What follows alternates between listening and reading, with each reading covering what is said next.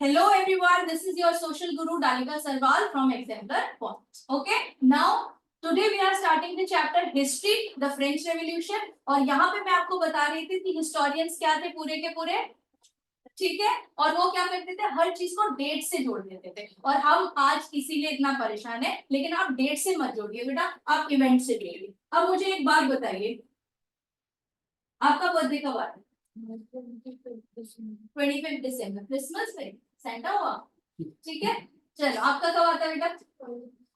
20 सारे 25 वाले, आपका भी 25 12th में, ठीक है। अच्छा ये डेट आपके लिए स्पेशल क्यों है? अच्छा मैं बोलूं 23 अगस्त, आप तीनों के लिए स्पेशल है कोई डेट? कोई स्पेशल नहीं। आपको ये डेट क्यों याद है? क्योंकि आपका बर्थडे, क्योंकि आपने उसको किससे कनेक्ट किया बेटा? इवेंट्स, ठीक है। आपके मम्मी पापा का बर्थडे कब है, उनकी मैरिज एनिवर्सरी कब है, आपके बेस्ट फ्रेंड का बर्थडे कब है, या स्कूल में कौन सी डेट पे एग्जाम होने वाला है, कौन सा एग्जाम है, ये सब आपको क्यों याद रहता है? अब स्कूल में हर दिन 13 अप्रैल, 13 मई, 13 जून, 13 जुलाई आएगा, ठीक है। लेकिन अगर उस 13 को पेपर होगा तो 100% आपको याद है।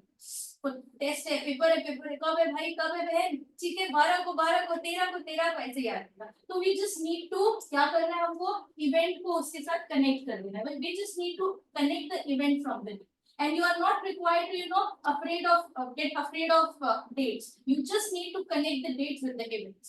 ठीक है, आज तुम यहाँ आए हो, ठीक है। आज कौन सा डेट है? 30 मार्च 30, ठीक है। अगर अब तुम्हें ये नॉर्मल डेट याद नहीं रहेगा, लेकिन अगर तुमसे मैं आज के पैसे लूं 1 घंटे की क्लास की, ठीक है, तो तुम पूरा डेट वेट सब लिखोगे। मैम आपने 15 मिनट कम पढ़ाया था हमको, मैम 15 मिनट तो आपने बात की थी हमसे, ठीक है। तो ऐसे हमें क्या करना है, हमें डेट्स को इवेंट के साथ कनेक्ट करना, ठीक है बेटा। चलिए अब हम मूव करते हैं, इसलिए हमें डेट से घबराना नहीं, बस ये बात ध्यान रखना। अब इसके बाद तुम लोगों की स्पेशल फरमाइश पे शुरू कर देते हैं फ्रेंच रेवोल्यूशन, ठीक है। फ्रेंच रेवोल्यूशन स्टार्ट कर देते हैं। मैं सिर्फ अपने तरीके से फ्रेंच रेवोल्यूशन पढ़ाऊंगी, नोट्स बुक सब कुछ है आपके पास। अब मैं कुछ पिक्चर्स दिखाऊंगी, कुछ वीडियोस हम देखेंगे, वो हम बाद में देखेंगे। पहले आपको थोड़ा सा ट्रस्ट बता देते हैं, फिर क्वेश्चन आंसर साथ में, ठीक है। चलिए पहली चीज आती है फ्रेंच रेवोल्यूशन।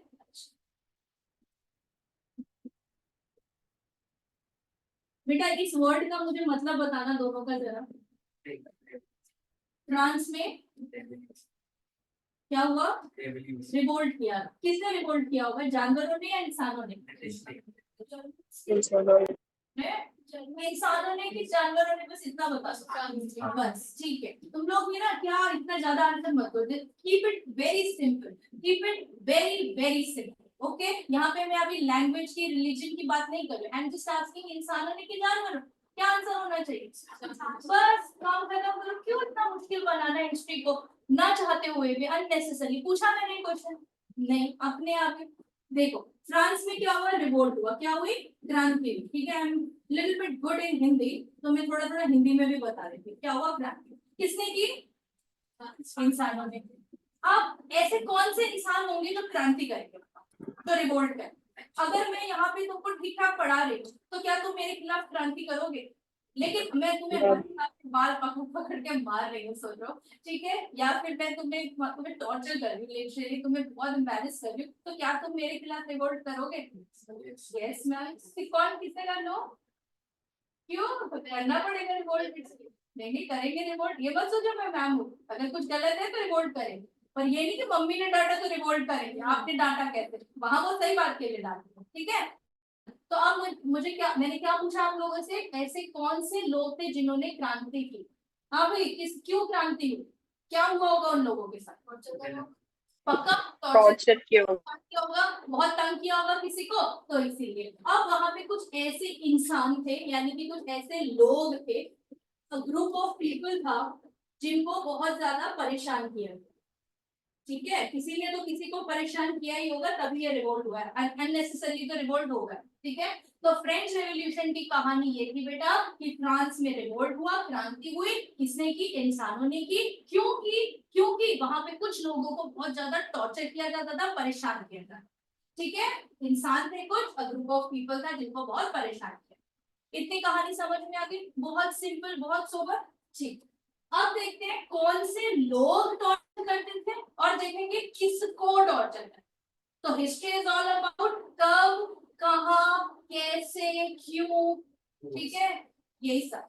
कब, कब तो नहीं बताया मैंने, कहाँ बता दिया, ठीक है। किसके साथ हो रहा है, इंसानों के साथ हो रहा है, पर अब मैं बताऊंगी कौन से इंसान किसके साथ आप टॉर्चर करें, ठीक है। चलो, वहां पे 3 एस्टेट्स, 3 एस्टेट्स, 3 ग्रुप्स कह लो या एस्टेट्स कह लो। अगर मैं एनसीईआरटी की लैंग्वेज को फॉलो करूंगी बेटा तो मैं एस्टेट्स कह दूंगी, और अगर मैं आप लोगों के रिमेम्बरेंस के लिए बोल रही हूँ तो मैं यहाँ पे आपका सिंपल भाषा में ग्रुप बोल दूंगी, ठीक है।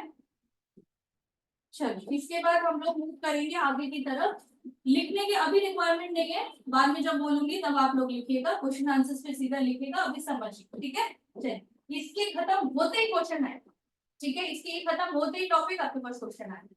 चलिए, इसके बाद आप मूव कीजिए फर्स्ट टॉपिक पे, फर्स्ट स्टेज पे। ये है बेटा आपका क्लर्जी, क्लर्जी, ठीक है बेटा। दूसरा है आपका नोबिलिटी,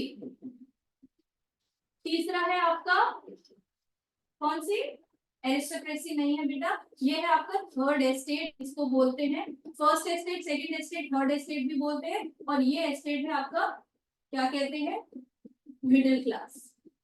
इसमें मिडिल क्लास है, इसमें वर्कर्स हैं, इसमें कारपेंटर्स हैं, इसमें फार्मर्स हैं, इसमें एजुकेटेड एलाइट भी है, इसमें पढ़ा लिखा ग्रुप भी है, इसमें टीचर्स भी हैं, इसमें लॉयर्स भी हैं, इसमें कुछ बिजनेसमैन भी हैं। तो यहाँ पे मोर ओवर कुछ गरीब भी हैं, कुछ पढ़े लिखे अमीर भी, ठीक है।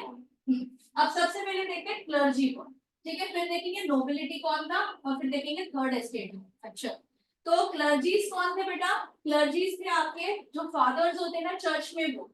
नोबिलिटी कौन था, नोबिलिटी, नोबिलिटी नाम से देखो नोबल है, यानी कि राजा महाराजा, ठीक है, राजा महाराजा। सबसे पहले कौन है, क्लर्जी, चर्च के फादर, क्योंकि वहां तो चर्च होते हैं। हमारे यहाँ पे बात करूँ तो जैसे पंडित जी, ब्राह्मण जी, ठीक है, ब्राह्मण, और वहां पे क्लर्जी यानी कि फादर्स, और यहाँ पे नोबिलिटी राजा महाराजा, ठीक है। और थर्ड एस्टेट मेरे और तुम्हारे जैसे लोग, ठीक है, कुछ एजुकेटेड है, कुछ एजुकेटेड नहीं है, हो गया। अब मुझे बताओ कौन किसको दबाता होगा, कौन किसको परेशान करता होगा, बता दो जरा।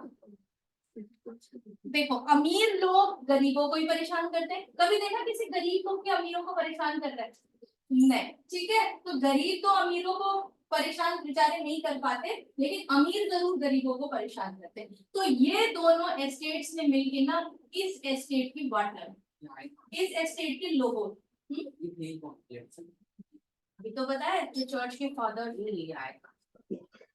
तू ऐसा क्वेश्चन पूछ रहा है बेटा, पहले अंडा आया कि मुर्गी, अब मैं कहाँ से बताऊँ ये कहाँ से आए, ठीक है। ये सोसाइटी बनी, ये मैं क्या कहते हैं 17th सेंचुरी 18th सेंचुरी की बात कर रही हूँ। तब ये जो लोग थे, जो हमारी धरती बनी सैकड़ों साल पहले, फिर वहां पे फर्स्ट आदमी आया, दूसरा एक लेडी आई, ठीक है, उसके बाद उन्होंने अपनी फैमिलीज ग्रो की, फिर धीरे धीरे पूरा नेचर डेवलप हुआ, फिर और लोग आए, और लोग आए, फिर वो अलग अलग तरीके से बढ़ गए।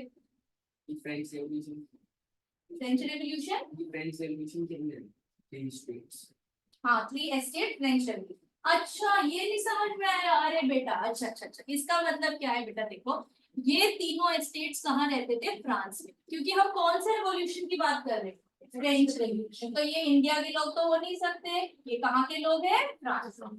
चल, बहुत बढ़िया, ठीक है। कौन किसको दबाता होगा जल्दी से बता दो यार, इतना तो इजी है। क्लर्जी और राजा उन्हें पुअर पीपल को। देखो, अभी समझ लो, कोई मैं बता देती हूँ। क्लर्जीज है हमारे फर्स्ट एस्टेट, सेकंड एस्टेट है हमारा नोबिलिटी, और थर्ड एस्टेट में हमारे आते हैं big businessman, merchants, fort, lawyers etcetera. और दूसरे आते हैं हमारे पेजेंट्स, आर्टिशियंस का मतलब वही कारपेंटर्स, ठीक है, जो टेक्निकल काम नहीं, जो नॉर्मल काम करते, कारपेंटर्स, कॉबलर्स, एवरीवन, टेलर, सब इसमें आते हैं। स्मॉल पेजेंट्स, लैंडलेस लेबर्स भी इसमें आते हैं, जिन लोगों के पास अपनी लैंड नहीं है वो भी इसमें, ठीक है। तो समझ में आ गया, फ्रांस में कितने तरीके के लोग रहते थे, 3 तरीके के, जल्दी बताओ कौन कौन से थे। First estate, second estate and third estate. First estate को हम क्या बोलते हैं? क्लर्जी। सेकंड एस्टेट को हम क्या बोलते हैं? नोबिलिटी। थर्ड एस्टेट में कौन है? कौन कौन है? Big businessman, merchant, pageants and artisan and small pageants, landless labour. अगर सारा याद नहीं होता है कोई बात नहीं है, या एक चीज बस इतना याद कर लो कि बिग बिजनेसमैन भी है इसमें, पढ़े लिखे लोग भी। बिना पढ़े तो आप लॉयर बन नहीं सकते। तो बिग बिजनेसमैन जिनके पास पैसे हैं, लॉयर्स हो गए जो पढ़े लिखे हैं, पेजेंट्स का मतलब आपको पता ही है फार्मर और कॉबलर, और ये जो आर्टिशन है जो बिल्डिंग्स बनाते हैं वो सब इसमें आ गए, बिल्डर। और क्या याद कर लो? Landless labour. कितना याद कर लो? ठीक है, तो ये तीन तरीके के लोग हैं जिसमें ये दोनों लोग मिलके इस पूरी कम्युनिटी की बात लगा रहे हैं। ठीक है, चलो हम पैसा है क्योंकि बेटा उनके पास पैसा है लेकिन पावर नहीं है। क्लर्जीज और नोबिलिटी के पास पैसा भी ज्यादा है और पावर भी ज्यादा है। ठीक है, तो आप लोगों को एक कॉन्सेप्ट बता देते हैं। हाँ बिल्कुल बढ़िया क्वेश्चन एक बच्चे ने पूछा कि मैम इनके पास तो पैसा है फिर भी क्यों परेशान करें? क्योंकि बेटा इस कंट्री में क्या चलता है? मोनार्की है। यहाँ पे डेमोक्रेसी नहीं है कि आप अपने अपनी आवाज उठा सकते हो। यहाँ पे जो राजा को ठीक लगता है अल्टीमेटली वही ठीक। ठीक है, समझ में आ गया बच्चे? चलो आगे मूव करते हैं हम। ये एक दूसरे को परेशान, एक दूसरे को नहीं, ये दोनों ग्रुप मिलके इस ग्रुप को परेशान। और कैसे परेशान करते हैं? उनके बाल खींचते ऐसा नहीं, कैसे परेशान करते हैं अभी बताएंगे। ठीक है, मिलके परेशान करते हैं। कौन कौन लोग? क्लर्जी में आपके चर्च के फादर्स आते हैं और नोबिलिटी में आपकी रॉयल फैमिली। ठीक है, राजा राजा की family. In the previous chapter learn that हमने पढ़ा है कि फ्रेंच रेवोल्यूशन में कि फ्रेंच सोसाइटी कितने पार्ट्स में डिवाइडेड है? First, second, third, businessman, lawyer, president और लैंडलेस। ठीक है, बस ये पांच याद कर लो, कोई दिक्कत नहीं। इसके बाद आगे मूव करते हैं। अब आप लोग बिल्कुल टेंशन मत लीजिए। देखिए कौन है क्लर्जी? दिख रहे हैं क्लर्जी कौन है? फार्मर्स। अब ये पिक्चर याद रहेगी, अच्छे से एसोसिएट कीजिए, पिक्चर को ध्यान से देखिए, फिर आप कभी भूलेंगे। ठीक है, अभी मैंने सिर्फ आपको बताया था, मैं आपको विजुअलाइज करा रही हूँ कि कैसे दिखते थे फादर। कुछ इस तरीके से दिखते थे ना। तो ये सब कौन थे? चर्च में क्या करते थे? चर्च का काम करते थे। चर्च के ब्राह्मण कह लो या चर्च के फादर्स कह लो। ठीक है, तो देखो क्लर्जी। गॉट इट बेटा? इसके बाद सेकंड स्टेट हमारे आते हैं नोबिलिटी। नोबिलिटी में कौन आता है? Royal families, aristocrats etcetera. Aristocrats मतलब बहुत ही ज्यादा लैंड के, एम्पायर के मालिक। ठीक है, लैंड लॉर्ड्स, एब्सोल्युटली करेक्ट। ठीक है, रॉयल फैमिली और लैंड लॉर्ड्स। राजा से ऊपर तो नहीं है लैंड लॉर्ड्स, लेकिन उसी एरिया में आ जाते हैं। ठीक है, राजा उनको सपोर्ट करता है। अब ये कैसे? ठीक है बेटा, सबको समझ में आ रहा है? कोई डाउट तो नहीं है? पक्का? चलो आज के आगे मूव करते हैं। अब देखो कैसे इन लोगों को परेशान करते थे। क्या लिखा है देखो, पढ़ो। We observe that social and economic powers and were responsible for running the government. अच्छा, पावर किसके पास है? इकोनॉमिक पावर्स, क्लर्जीज के पास और नोबिलिटी के पास। कौन क्या पावर्स है? कौन सी पावर्स है? सोशल पावर्स भी है, इकोनॉमिक पावर्स भी है। अच्छा, किसी के पास सोशल और इकोनॉमिक पावर्स होंगी तो पॉलिटिकल पावर्स किसके पास हो जाएगी? तो सोशल, इकोनॉमिकल और पॉलिटिकल पावर्स किसके पास है बेटा? क्लर्जीज के पास और नोबिलिटी। बेटा पार्टिसिपेट करना, बोल। ठीक है, चलो किसके पास है पावर्स बताओ मुझे? क्लर्जीज और नोबिलिटी, या कह लो first estate and second estate. और किसके पास पावर नहीं है?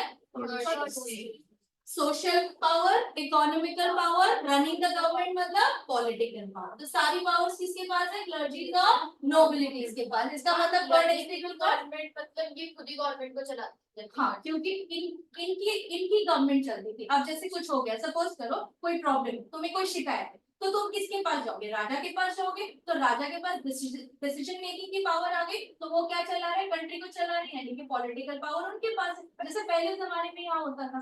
ठीक है, हाँ बेटा। बट गवर्नमेंट तो रॉयल फैमिली से बिना गवर्नमेंट को ही चला रहा है। तो गवर्नमेंट को यानी कि यहाँ कौन सा रूल चल रहा है? इस रूल को क्या बोलेंगे? मोनार्की। क्या बोलेंगे? मोनार्की। जहाँ कौन रूल करता है? ताज रूल, क्योंकि राजा रूल करता है, उसको क्या बोलते हैं? मोनार्की। और डिक्टेटरशिप किसको बोलते हैं बेटा? खाली एक पर्सन करता है। ऐसे तो मोनार्की में भी होता है, सिर्फ एक ही पर्सन रूल करता है। आई थिंक जो कर रहे होते हैं नहीं, चलो मैं समझा देती हूँ, कोई बात नहीं है। अच्छा, किसी ने हिटलर का नाम सुना है? किसी ने जनरल परवेज मुशर्रफ का नाम सुना है? पाकिस्तान के। अच्छा छोड़ो, हिटलर का नाम सुना है? चलो हिटलर को देखो, छोटी मूंछों वाला आदमी, पर वो जेठालाल नहीं है, ध्यान दो, ठीक है। चलो, तो वो जो हिटलर है, ठीक है, उसका पूरा नाम क्या है? Adolf Hitler. अडोल्फ हिटलर, ये जो भाई साहब है, ये मोनार्क नहीं, ये राजा नहीं, ये कंट्री के क्या थे? डिक्टेटर। डिक्टेटर का मतलब क्या होता है? जो आर्मी का हेड हो, जो कंट्री में आर्मी रन करती है ना, आर्मी, ठीक है, उसका जो हेड होता है, आर्मी हेड, उसको हम क्या बोलते हैं? डिक्टेटर, ठीक है। और जो यहाँ पे राजा है, ठीक है, जिसके पास ताज है, ठीक है, वो भी इकलौता पर्सन है, ये भी इकलौता पर्सन है, लेकिन वो आर्मी का हेड है तो उसको हम डिक्टेटर बोलेंगे। और वो किंग है, ठीक है, तो उसको हम क्या बोलेंगे? मोनार्की, ठीक है। कंट्री में मोनार्की, जैसे कि सपोज करो कि जैसे कि ये बच्चा, ठीक है, इसके फादर जो थे वो राजा थे, उनके फादर राजा थे, उनके फादर राजा थे, तो एंसेस्ट्रली रूल करते हैं। एक पीढ़ी ने रूल किया, फिर दूसरी पीढ़ी आ गई, फिर third generation, fourth generation and so on, ठीक है। तो उसको हम बोलेंगे यहाँ पे जनरेशंस रूल करती है। यहाँ जनरेशन रूल नहीं करे, यहाँ पे जो आर्मी का हेड हो जाएगा वो राजा बन जाएगा, मतलब जो डिक्टेटर, ठीक है, डन। अब कभी नहीं भूलोगे। तो ताज जिसके पास होता है उसको हम क्या बोलते हैं? मोनार्की। और जिसके पास गन होती है, यानी कि जो आर्मी का हेड होता है, उसको हम क्या कहते हैं? डिक्टेटर। तो जहाँ पे ताज दिखेगा उसको मोनार्की, जहाँ पे गन दिखेगी, मेरी ड्राइंग थोड़ी खराब है, एक्चुअली काफी खराब है, ठीक है, ये गन तो लग नहीं रही है, पर ऐसा कुछ बना देना जिसकी ड्राइंग अच्छी, ठीक है। और अच्छी बात है ना, ड्राइंग अच्छी नहीं तो तुम बोलते मैम मुझे ड्राइंग भी, हमें ड्राइंग भी सिखा दो, ठीक है, तो तुम्हारे ड्राइंग वाले टीचर की नौकरी चली जाती, तो I don't want to take his job, है ना। चल, तो ये समझ में आ गया। तो यहाँ क्या है इस कंट्री में? डिक्टेटरशिप है कि मोनार्की है, या डेमोक्रेसी है, या एरिस्टोक्रेसी है? मोनार्की है। कभी मत हिलना इस आंसर से, ये यहाँ पे मोनार्की है। एरिस्टोक्रेसी है मैम, पर वो रूल नहीं करती है मैम, वो पॉलिटिकल, सोशल और डिसीजन नहीं लेती है। डिसीजन अल्टीमेटली कौन देता है? राजा, ठीक है, किंग या कोई, ठीक है। चल, इनके बाद कोई, मोनार्की का मतलब ही क्या होता है? राजा और राजा का परिवार। इनके पास भी है फादर्स के पास।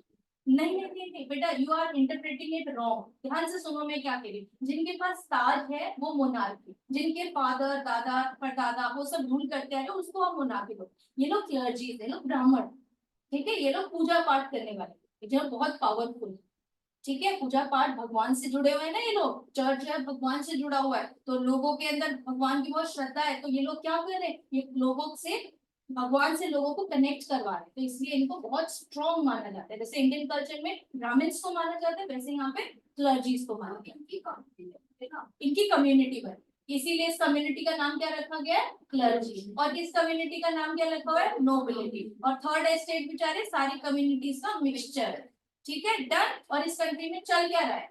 मोनार्की, ठीक है, अभी नहीं आया, अभी मोनार्की चल रहा है, ठीक है। सारी बेटा समझ में आ रहा है? तू बेटा इतना डरा हुआ क्यों है? मैंने तुमको मारा है फिर?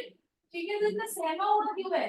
ऐसा लग रहा है जैसे मैंने तुमको बहुत मारा है, ठीक है। अब देखो किसके ऊपर कौन बैठा हुआ है, देखना जरा। थर्ड एस्टेट के ऊपर क्लर्जी और नोबिलिटी बैठा, यानी कि it was evident that ordinary people, जो मेरे और तुम्हारे जैसे थर्ड एस्टेट वाले मासूम लोग हैं, वर सब्जेक्टेड टू ऑपरेशन। उनका ऑपरेशन नहीं हो रहा है, ऑपरेशन का मतलब उनको दबाया जाए, उनको उनकी आवाज उनको उठाने नहीं दी जाए। जैसे साई ने कुछ बोला, मैंने कहा कुछ नहीं बोलना है, ठीक है, तो बोल दिया। अब वो बेचारा कुछ सही बात बोल रहा है कि मैम मेरे साथ ऐसा ऐसा हुआ, चुप चुप बोलना नहीं है तुझे, ठीक है, एकदम उसकी आवाज को डाउन कर दिया। तो यहाँ पे क्या हो रहा है? फर्स्ट एस्टेट और सेकंड एस्टेट मिलके, क्लर्जी और नोबिलिटी मिलके थर्ड एस्टेट को क्या कर रहा है बेटा? ऑपरेस कर रहा है, सप्रेस कर रहा है, और बहुत ही ज्यादा ह्यूमिलेट कर रहा है। ऑर्डिनरी पीपल, सामान्य लोग, मेरे और तेरे जैसे, मर्चेंट्स हो गए, लेबर्स हो गए, टीचर्स हो गए, जो भी थर्ड एस्टेट में, ठीक है, आम आदमी, ठीक है। आम आदमी में कौन है यहाँ पे? आम आदमी में कौन है? ये सब आम आदमी, क्योंकि ये लोग नोबिलिटी नहीं है ना, राजा थोड़ी है, राजा की फैमिली थोड़ी है, ब्राह्मण थोड़ी है, तो इसीलिए लोग नॉर्मल पीपल में, ऑर्डिनरी पीपल, ठीक है। चलो अब इसके बाद आगे मूव करते हैं, और यहाँ पे देख लेते हैं दोज हु ऑपरेसिंग। ऑपरेस कौन कर रहा है? आप देखो, क्लर्जी और नोबिलिटी किसको ऑपरेस कर रहे हैं? थर्ड एस्टेट को किसके बल पे ऑपरेट कर रही है? पावर और प्रॉपर्टी की पावर। राजा के पास डिसीजन मेकिंग की पावर। मैंने बोल दिया इसको समझ नहीं आ रहा, इसको फांसी लगा दो। ठीक है, लगाओ उसको फांसी। लगाओ अभी लेकर उसको फांसी। ठीक है, राजा हूं मैं, ले लिया मैंने डिसीजन। सही बात है? हाँ तो कह रहे सही बात है, लगा दो इसको फांसी। ठीक है, गलत बात है बेटा, ऐसे नहीं करना चाहिए। उसकी बात भी तो सुननी है। मैंने उसको सिर्फ समझ नहीं आ रहा तो मतलब उसको फांसी लगा दो। सारे कह रहे हाँ। ठीक है, और इसके बाद अब देखो नोबिलिटी के पास जो अमीर लोग हैं, बड़े बड़े एस्टेट के मालिक हैं, लैंडलॉर्ड हैं, इनके पास क्या है? खूब सारी प्रॉपर्टी। प्रॉपर्टी किसके पास नहीं है? थर्ड एस्टेट वाले के पास। लेकिन थर्ड एस्टेट वालों के पास पैसा है, कुछ के पास है, बहुत कुछ। एक मुट्ठी भर पीपल भी नहीं होंगे जिनके पास पैसा है, बाकी सबके पास पैसा नहीं। तो कौन इनके ऊपर रूल कर रहा है? क्लर्जी और नोबिलिटी। देखो ये पिक्चर देखो कितनी एविडेंटली आपको प्रूव कर रही है कि थर्ड एस्टेट को फर्स्ट एस्टेट और सेकंड एस्टेट ने पूरी तरीके से ऑप्रेस और सप्रेस कर। ठीक है बेटा, डन हो गई बात। अब समझ में आ गया कि क्रांति शुरू कहां से हुई, गुस्सा कहां से आने लगा। अब देखो समझा देती हूँ कहां से गुस्सा आया। ये जो फर्स्ट एस्टेट वाले हैं और सेकंड एस्टेट वाले, थर्ड एस्टेट वालों की देखो कितनी बुरी दुर्दशा कर रखी है इन्होंने। ठीक है, दे वर ऑपरेसिंग देम लाइक एनीथिंग। और उसके बाद अगर मैं यहाँ पे साईं को बिना बात के पीटती रहूं, ठीक है, पीटती रहो, पीटो बेटा, नहीं, ठीक है, पीटती रहो। तो तुम लोगों को भी दिख रहा है कि मैम तो इसको बेफालतू में यार परेशान कर रही है, इससे सारे टैक्सेस भी ले लेती है, इससे क्लास का काम भी करवा लेती है, इसकी पॉकेट मनी भी ले लेती है। मैम तो इसके ऊपर बहुत बुरा कर रही है यार। तो तुम लोगों को गुस्सा आएगा कि नहीं आएगा? तुम लोग कहोगे हम भी तो स्टूडेंट है, कल को मैम हमारे साथ भी ऐसा कर सकती है। तो तुम लोगों को इसकी प्रॉब्लम देख के गुस्सा आएगा कि नहीं आएगा? अरे तुम लोगों को गुस्सा आएगा तो साईं को गुस्सा आएगा कि नहीं आएगा? मैं उसको पीट रही हूँ बिना बात के, तो बताओ आएगा कि नहीं आएगा? एकदम आएगा। साईं गुस्सा आ रहा है, आ रहा है, धीरे धीरे गुस्सा आ रहा है। तो अब धीरे धीरे गुस्सा किसको आएगा? थर्ड एस्टेट को। ठीक है, थर्ड एस्टेट को। देखा साईं का एग्जांपल या उसको समझ में आ? ठीक है, तो तुम लोग बता दो, तुम्हारा नाम ले लेके एग्जांपल लेते हैं, अगर तुमको समझ में आ। ठीक है, तो थर्ड एस्टेट वालों को बहुत ज्यादा ऑप्रेस किया जाता था और बहुत ज्यादा सप्रेस किया जाता था। किसके बेसिस पे? पावर और प्रॉपर्टी के बेसिस पे। तो इस वजह से इन लोगों को धीरे धीरे क्या आने लगा? गुस्सा आने लगा। और इनका गुस्सा धीरे धीरे किसमें टर्न आउट हो गया बेटा? Turn out into a revolt. कि मैम बस अब आप मेरे को, हाँ बेटा वेरी गुड। तो अब साईं कहेगा बस मैम, अब मैंने बहुत पिटाई खा ली, अब आप मुझे और नहीं मार सकते, अब मैं रिवोल्ट कर दूं। ठीक है, तो this is how the chapter will go on. ठीक है, तो समझ में आया कहाँ की घटना है ये, कहाँ का इंसिडेंट है? जल्दी बताओ। फ्रांस का। ठीक है, कितने स्टेट्स हैं? नाम बताओ। First, second, third middle class बोलो, एजुकेटेड है। ठीक है, या फिर बोलो pageants and educated. Pageants and educated, pageants and educated. ठीक है, इस कौन किसको सप्रेस करता है? Which class? पूरा क्वेश्चन भी नहीं बोलने दे रहा। फर्स्ट और सेकंड एस्टेट मिलके थर्ड एस्टेट को ऑप्रेस करके suppress on the basis of power and property. Very good. ठीक है, एंड दिस, हाँ very good. And who was running the government, who was running the country? Which estates were running the country? First state and second state. Very good. And which rule was there? Monarchy. Which rule was there? Monarchy. Not dictatorship, not democracy. That was purely monarchy. Done. ये सारे questions तुम्हारे दिमाग से clear हो गए हैं? ठीक है, पक्का। अब कुछ और बातें कर लेते हैं। फट ऑप्रेस मतलब ऐसे ही किसी को परेशान करना, प्रेशर बनाना, उसके पैसे ले लेना, उसके ऊपर टैक्सेस लगाना। ठीक है, इरिटेट करना, परेशान करना, पैसे ले लेना, उससे काम कराना। क्लास में वो आया, मैंने बोला सब साफ कर दो साइड। ठीक है, सब साफ। बुली करना। बुली करना, राइट। ठीक है, तो मैंने कहा तुम्हारे पास पैसे हैं, निकालो पैसे। कितने पैसे? कितने पैसे साइड? देखो बहुत चला के कह रहे हैं। ठीक है इसके पास पैसे, लेकिन देना नहीं चाहता, ये चला गया। लेकिन ये मैंने इसको ऑप्रेस किया जबरदस्ती, इसको इससे पैसे दिए। हाँ, पोजेसिंग मतलब होता है वो चीज उसके ऊपर लागू करना, जबरदस्ती उससे निकलवाना। ठीक है, यहाँ के हिसाब से ये वाला पोजेशन ना, possessed as they possessed मतलब उनके पास पावर थी और प्रॉपर्टी थी। they had power and property and that is why on that basis they were dominating them, they were suppressing them, they were oppressing them। आप लिख सकते कुछ भी। ऑपरेशन सप्रेशन तीनों ही दोनों ही उनको दबाना, उनको उनकी बात बोलने ना देना, ठीक है, जैसे गरीबों को बोलने नहीं दिया जाता वैसे, ठीक है, किसी काम करवाना या उनको कोई भी राइट देना, जैसे मुझे लग रहा है कि इसकी गलती है या इसकी गलती नहीं, ठीक है, जैसे मेरे रॉयल फैमिली पे किसी आदमी ने किसी का मर्डर कर दिया, ठीक है, पर मुझे उसको प्रोटेक्ट करना, मुझे उसको प्रोटेक्ट करना है, बेटा क्या नाम है, यशिका ना मेरी फैमिली से सब, ठीक है, तो मुझे उसने मर्डर किया है किसी, मुझे उसको प्रोटेक्ट करना, ठीक है, तो ये सॉफ्ट टारगेट मिल गया, थर्ड एस्टेट लगा दो इसको पास, कुछ कुछ घुमा फिरा दो, ठीक है बेटा, और इसके ऊपर डाल दो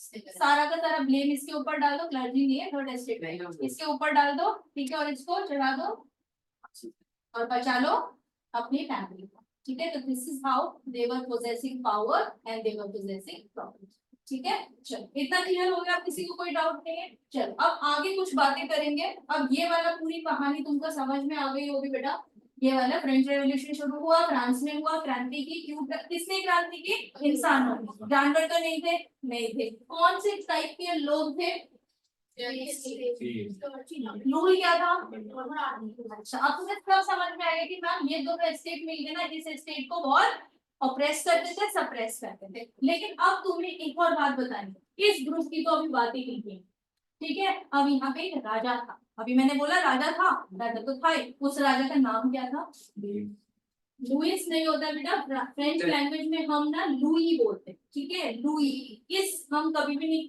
प्रोनाउंस करते हैं, लुई, ठीक है, किंग लुई 16, लुई मत लिख देना कहीं, ठीक है, किंग लुई 16, लिखना लुइस ही है लेकिन प्रोनाउंस करते time will go with Louis, ठीक है, किंग लुई 16, ठीक है, अब तुम बोलोगे मैम ये 16th नंबर का नाम होगा, ठीक है, इसीलिए तो इसका नाम क्या रखा गया है, किंग, किंग नाम नहीं है, लुई 16, ये मोनार्ची नहीं होता है, मोनार्की होता है, ठीक है, इसे बेटा गलत नहीं बोलना है, सीखना है, ठीक है, मोनार्क, ठीक है, चल इसके बाद लुई 16 यहाँ के राजा, क्या है यहाँ के, बर्बन डायनेस्टी से बिलोंग करते हैं, कौन सी डायनेस्टी बिलोंग करते हैं, बर्बन डायनेस्टी से, कौन सी कौन सी कौन सी, बर्बन बिस्किट खाए हैं,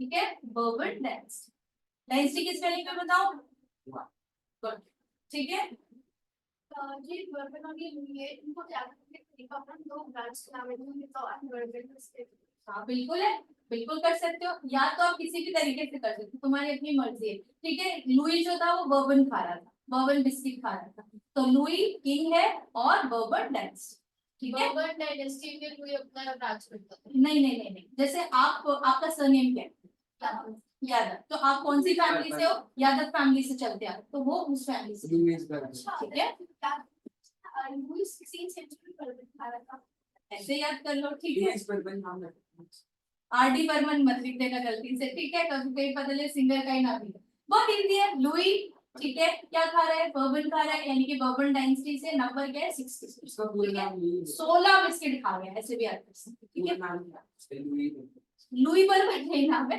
किंग लुई याद रखो, ठीक है, बस इतना याद, और बर्बन डायनेस्टी है, घराना, घराना जिसको हम घराना कहते हैं, ठीक है, जैसे एक बच्चा यादव फैमिली से तो वो यादव घराने से, आप अपने अपने घराने देख लीजिए वो उस घराने से, ठीक है, सिंपल है, चलो समझ में आ गई बात, अब इसके आगे हम राजा की बात करें, अब तुम्हारे दिमाग में क्वेश्चन आएगा, अब क्वेश्चन तो मैंने आने ही नहीं दिया तुम्हारे दिमाग में, बर्बन डायनेस्टी के बारे में तो ऐसे ही बता दी, चलो अब आगे हम लोग मूव कर लेते हैं, आगे एक मिनट देखने दो मुझे,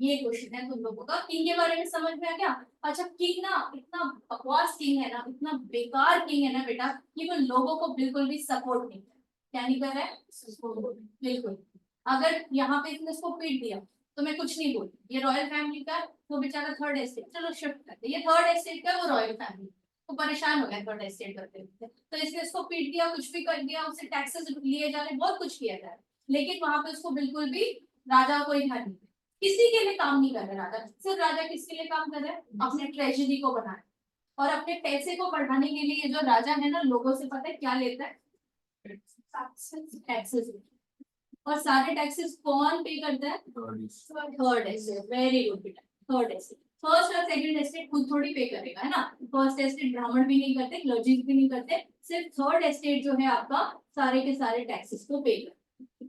क्या गलत नहीं लगता तुम लोगों को? सारे टैक्सेस भी वो पे कर रहे हैं, ठीक है। और उनको क्या देना पड़ता है? डायरेक्ट टैक्स भी देना पड़ता है और इनडायरेक्ट टैक्स भी देना पड़ता है, डायरेक्ट भी और इनडायरेक्ट टैक्स, ठीक है, दोनों टैक्सेस देने पड़ते हैं। प्लस ये लोग जो है, जो थर्ड एस्टेट है, वो राजाओं के घर पे और एरिस्टोक्रेसी के घर पे एज अ डोमेस्टिक हेल्प भी काम, उनकी जो वाइफ्स है, ठीक है, जैसे लैंडलेस लेबर्स हो गए, लेबर है, पेजेंट्स है, उनकी वाइफ जो है इनके घर पे एज अ क्या काम करती है? Domestic labour, domestic servant. और जो बाकी के लोग हैं उनके खेतों में काम करते हैं, इनके फार्म्स में काम करते हैं। तो यानी कि काम भी यही करते हैं, वर्क भी यही करते हैं, डोमेस्टिक हेल्प भी यही है, लेबर भी यही है, डोमेस्टिक हेल्प भी यही करते हैं। और एक और बात बताऊं बेटा, डोमेस्टिक हेल्प के लिए या फिर डोमेस्टिक सर्वेंट के लिए एक और बात बताऊं, आर्मी में भी यही सब है, आर्मी में भी इन्हीं को डाल, third estate. Excuse me ma'am. Yes बेटा। मैम अगर जो थर्ड एस्टेट के पीपल हैं वो उन्हीं के अंडर काम करते हैं तो फिर वो टैक्सेस कैसे पे करते हैं उन्हें? किसे करवाया जाता है बेटा टैक्सेस? बोलते हैं कि आपको टैक्सेस पे करने हैं। अब मोनार्कियल रूल चल रहा है, राजा ने बोल दिया तो लोगों को करना पड़ेगा, वरना राजा भेज देगा उनको मरवाने के लिए। इन कामों की तो फिर उन्हें सैलरी कौन देता है? उनको सैलरी देखो, अब समझो, तुम लोग इतना टेक्निकल चले गए, टेक्निकल जाओ, चलो मैं समझा देती, कोई प्रॉब्लम नहीं। थर्ड एस्टेट के जो लोग हैं उन्हें आर्मी में सर्व करने के लिए बोला जाता है, ठीक है। अब बच्चे पूछ रहे हैं मैम इन्हें सैलरी कौन देता है, ठीक है। बेटा सैलरी जो इनको पीनट्स मिलते भी होंगे, ठीक है, थोड़ा बहुत जो इनको सैलरी मिलती होगी उसमें से भी उनको क्या बोला जाता है? उनको टैक्सेस पे कर, क्योंकि राजा ने बोल दिया तो उनको कर।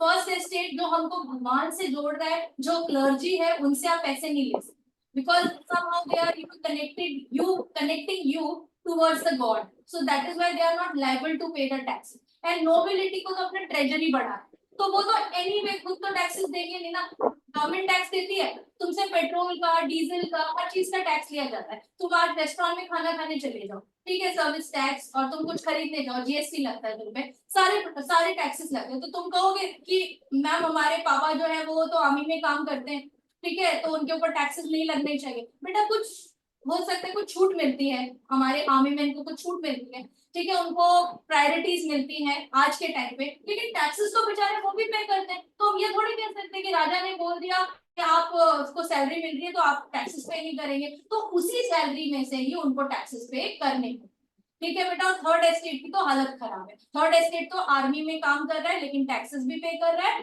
प्लस वो क्या कर रहा है, प्लस एज अ, क्योंकि अब इतना पैसा तो है नहीं उनके पास, तो उनकी वाइफ के पास, उनके हस्बैंड के पास इतना पैसा ही नहीं, पेजेंट्स के पास पैसा ही नहीं है, तो बेचारे क्या कर रहे हैं? एज अ लेबर काम कर रहे हैं, इन फील्ड्स में काम कर रहे हैं, एज अ फार्मर काम कर रहे हैं, और आर्मी में भी सर्व कर रहे हैं। पैसा है नहीं तो क्या करें? आर्मी ज्वाइन करें, कुछ तो पैसा मिलेगा कम से। आप समझ में आया बेटा? कोई डाउट? No ma'am. अभी मैं सारा समझाऊंगी, डोंट वरी, ठीक है, अभी सारा समझाऊंगी, अभी सब आएगा। अभी मैं सिर्फ ना आप लोगों को शेल क्रिएट कर दे रही हूँ, शेल इन द सेंस आप लोगों को ओवरऑल स्टोरी क्रिएट कर दे रही हूँ, सो दैट जब मैं उस शेल में आपको लेकर जाऊँ तो आपको कोई कंफ्यूजन ना। अब ये एक एक चीज आपको बताई जाएगी कि डायरेक्ट क्या है, इनडायरेक्ट क्या है, everything I sort, because 1 hour की क्लास है, मैं तो मेजर पोर्शन आपको क्लियर करना चाहती हूँ, ठीक है। और इसके बाद तो हमें पढ़ना ही है पूरे साल, so don't worry, I will give each and every answer of yours, ठीक है। But you need to understand what I am creating a shell, I am creating a covering, कि आपको कवरिंग पूरी समझ में आए, then I will make you understand each and every part, okay. चल इसके बाद अब तुम्हें ये समझ में आ गया कि कहां से कहानी शुरू हुई, फ्रेंच रेवोल्यूशन से कहानी शुरू हुई, कहां से शुरू हुई? फ्रांस से शुरू हुई। कितने स्टेट से? जल्दी जल्दी बोलो, 3 नाम बताओ।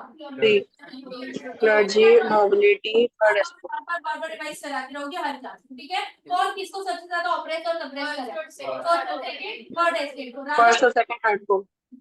लुई 16, लुई 16 कौन लुई सा? 16, परफेक्ट, बर्बन। Very good. और इस कंट्री में कौन सा रूल चल रहा है? मोनार्की, ठीक है। और स्टेट में उस पे किस तरीके का ऑपरेशन हो रहा है, किस तरीके की ये किस तरीके के से उनको दबाया जा रहा है? पहला बाय टेकिंग टैक्सेस। पहली चीज बताओ, कीप इट सिंपल, पहली चीज taxes, second taxes. Second, Worker. worker, Domestic they are working as a labor or a domestic servant. ठीक है. And third one, they are serving in a army. They were army. ठीक है. तो overall मैं देखूं सब क्या किया जा रहा है. थर्ड एस्टेट ही सब कर रहे हैं. तो इस बात से किसको गुस्सा आएगा? Third estate. कौन आवाज उठाएगा? Who will raise their voice? Third estate. And who will revolt? Third estate. Third. समझ में आई बात? तो कहाँ से ये कहानी शुरू हुई, ये सब समझ में आ गया. इसके बाद हम शेल के अंदर जाएंगे, क्या सिचुएशंस थी कंट्री की, उस टाइम पे क्या हो रहा था, क्या नहीं हो रहा था. ठीक है. उन सब इवेंट्स आपको डेट के साथ कनेक्ट करते हैं. ठीक है. That is it. ऐसा तो नहीं लगा बहुत बोरिंग थी क्लास? हिस्ट्री मुश्किल लग रही है? नहीं, अभी तो नहीं लग रही है. ठीक है. क्या सोच के आए थे? हिस्ट्री बहुत मुश्किल है. अच्छा, चलो अब एक बात, अब ये क्वेश्चन है छोटा सा, ऐसे ही तुम लोगों के लिए डाला हुआ है ताकि तुम थोड़ा सोच सको. Now think for a moment, एक मोमेंट लो और सोचो about what someone would do if they were subjected to operation. जैसे मैं मारना शुरू कर दूं, अगर उनको सब्जेक्ट बनाया जा रहा है, उनके ऊपर ऑपरेशन किया जा रहा है, उनके ऊपर सप्रेशन किया जा रहा है, उनको दबाया जा रहा है, they were subjected to operation और सप्रेशन, उन्हें उस बात का उस चीज को उन्हें बेचारों को हैंडल करना पड़ रहा है, तो वो लोग क्या करें? सोचो तुम क्या करते अगर तुम उस टाइम पे थर्ड स्टेट में होते? Revolt. रिवोल्ट करते. रिवोल्ट करते. की बात तो रिवोल्ट करते. क्लर्जी होते और नोबिलिटी होते तो बड़े मजे आते तुम्हारे, है ना. लेकिन तुम थर्ड एस्टेट होते तो तुम्हारे बिल्कुल मजे नहीं आते और तुम रिवोल्ट सकते. और बिल्कुल सही बात है बेटा, अगर कोई गलत बात हो रही हो हमारे साथ, अगर कोई हमें बिना बात के और गलत चीजों के लिए सप्रेस कर रहा हो, ऑप्रेस कर रहा हो, तो हमें जरूर रिवोल्ट करना. ठीक है. हमें मैम ने मारा तो हम रिवोल्ट करेंगे, ऐसा है. होमवर्क तुम नहीं करके जा रहे, मैम पनिशमेंट तो रिवोल्ट, ऐसा नहीं. ठीक है. तुम्हारा भरोसा नहीं, तुम किसी चीज को अलग वे में ले लेते हो. मैम ने कहा हर गलत चीज के खिलाफ आवाज उठानी चाहिए, उठाओ, क्योंकि हमारे लिए गलत है ना. हमें मैम ने क्यों मारा, ये नहीं देख रहे कि होमवर्क करके नहीं है, पढ़ के नहीं है, इसलिए मैम तुम्हें डांट रही है.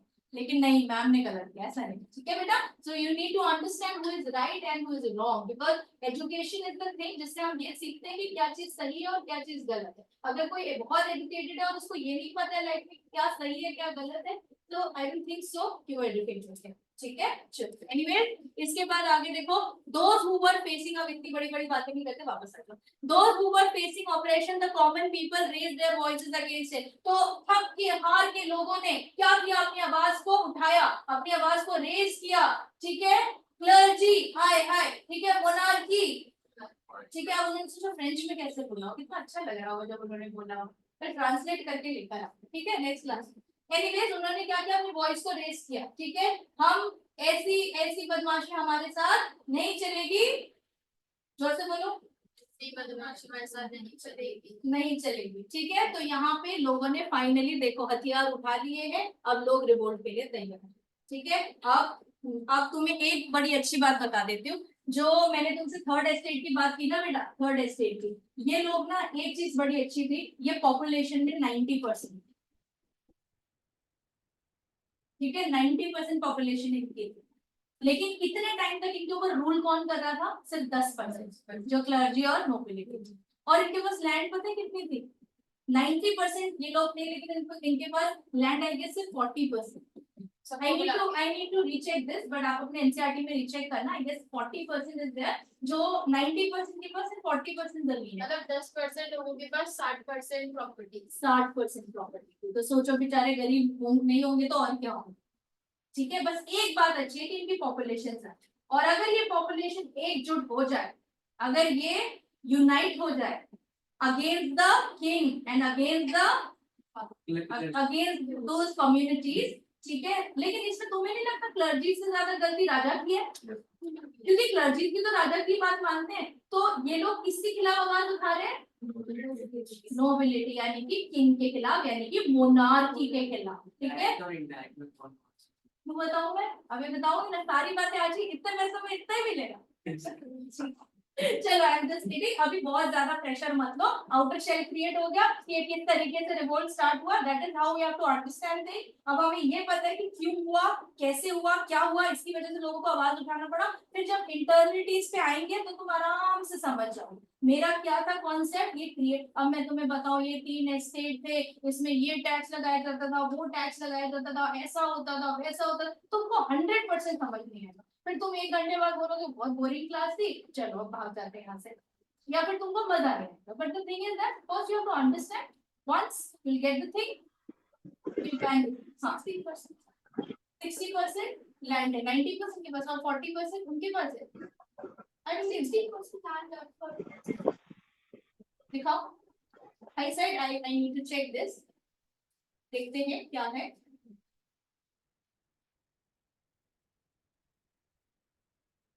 हाँ लिखा बताओ,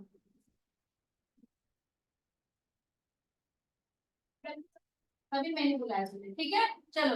तो 60% लैंड जो है वो किसके पास है, गवर्नमेंट हो गया। ऐसे कैसे मेरे से गलती हो सकती है, ध्यान से पढ़ो, that is how you make mistake, ठीक है ध्यान से पढ़ो, इसीलिए बुलाया गया आपको। मैं 100% श्योर हूँ ऐसा नहीं हो सकता, लेकिन आई नीड टू आप लोगों को भी ध्यान से, ठीक है। 60% लैंड किसके पास है, नोबिलिटी और एनर्जी के बाद क्या मतलब यार क्या हो रहा है exactly? ठीक है, so this is Excuse me.